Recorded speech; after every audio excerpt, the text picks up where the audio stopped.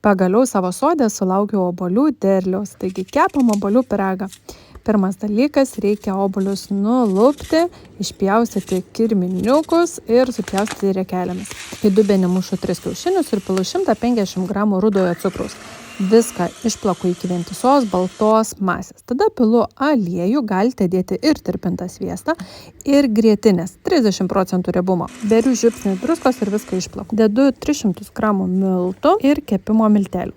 Šiaip čia iš akės, bet apie 2 šaukštelius. Ir viską išplaku iki vientisos masės ir turi gautis va tokio tirštumo. Kepimo formą iškloju popieriumi ir įpilu truputį tešlos. Tada supilu ant viršaus obuolius, pabarstau dar cukrumi ir taip gausiai užberiu cinamono. Man labai skanu.